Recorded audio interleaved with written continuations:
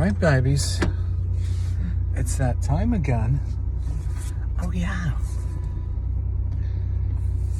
It's Memorial Day, so we have different hours at the gym.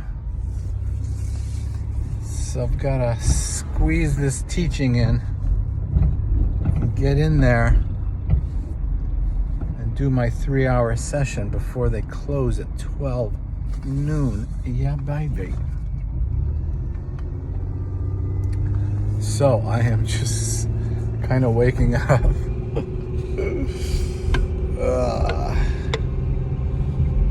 gonna have my decaf coffee. That'll help.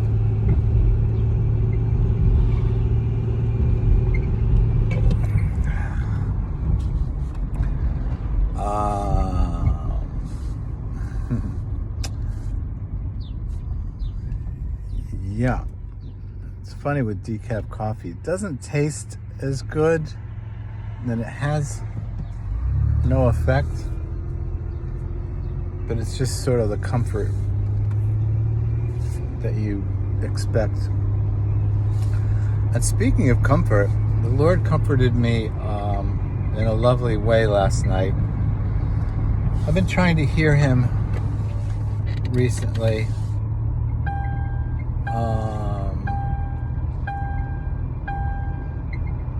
Because when it comes to things like,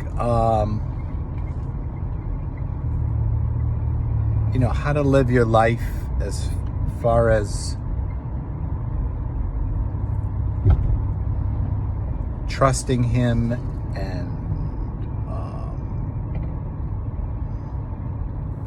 putting Him first in your life and looking for opportunities to be a blessing to others, and that's all like very clear to me. What's not very clear is when He starts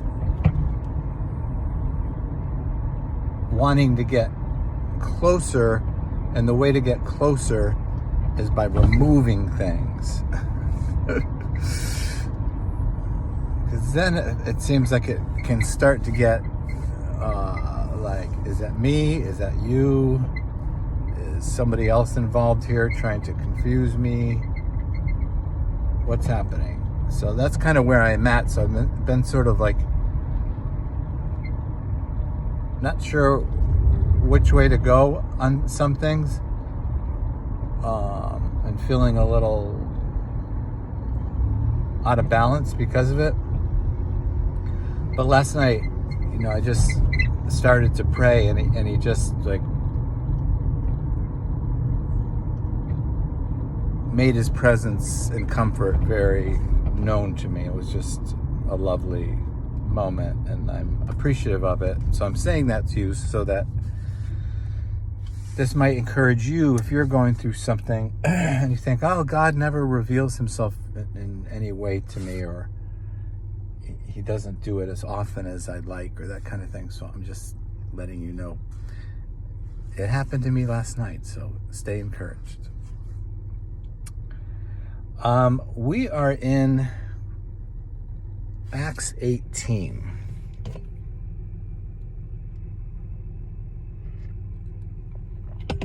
Now, every time I read Luke or Acts, I'm thinking about it being written by a woman, because there's some scholars out there who, for some reason, I don't know why, are of the opinion that the author of Luke and Acts is a woman.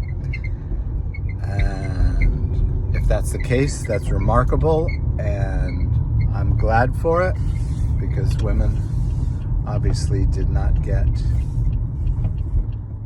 a fair treatment in life in general, with men making most of the decisions and destroying a lot of what we hold dear because of it. Yeah.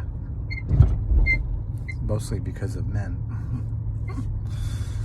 So when you hear people going crazy in this wokeness of toxic masculinity, there's a point there.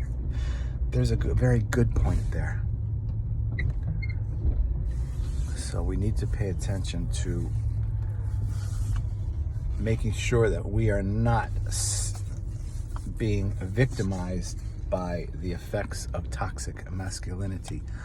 Yeah, baby. So I would love to see that information confirmed, that Luke and Acts was written by a woman. That would be lovely. Now that guy just spit where people walk, and I just don't think that's a nice thing. But then again, that would be a toxic masculine thing. You don't see women doing that, do you? No, you don't. So, yeah, that's funny how that happened just now. I feel like the Spirit of God puts little things like that in my messages, just to let you know he's in favor of what it is I share with you. For the most part, I might be off on some things, but for the most part, he's wants you to know that he's on board. And when I say he, I could mean he, she. No, I don't mean a transgender God. I mean, it could be God and his female counterpart. But then, actually, having said that, it's interesting that we're talking about this, because that's sort of about my current quandary.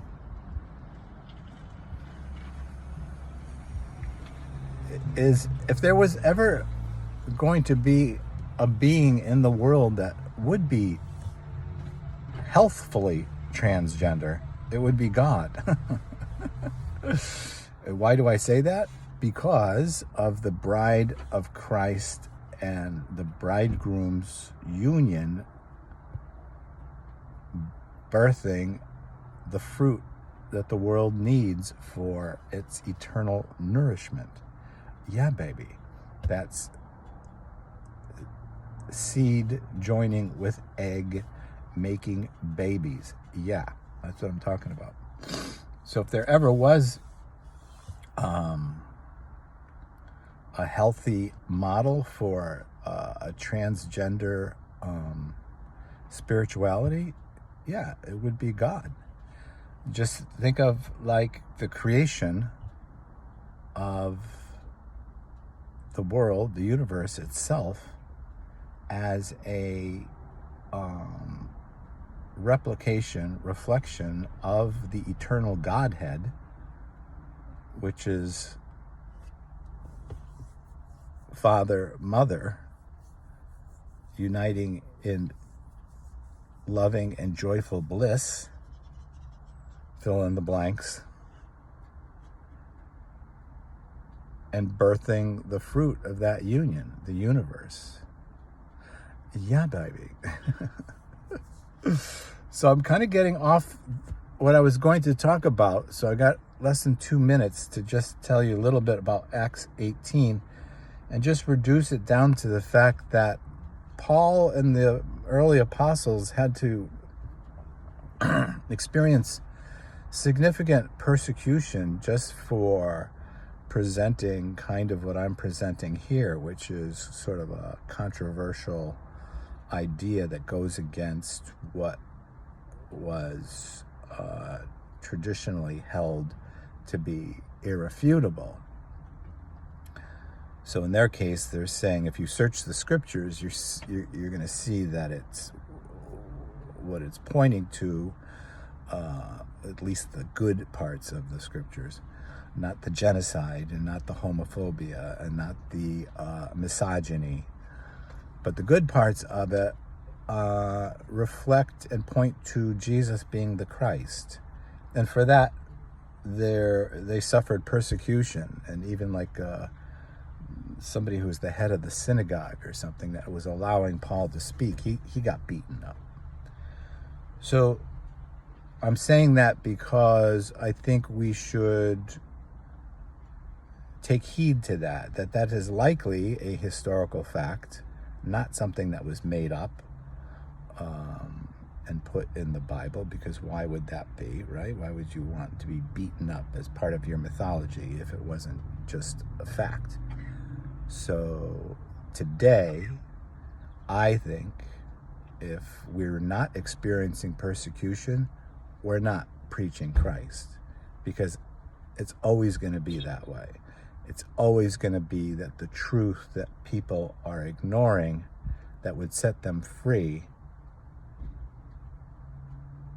is going to be an offense to them because they prefer their idea of freedom, when God's idea of freedom is to be completely surrendered to Him and let Him determine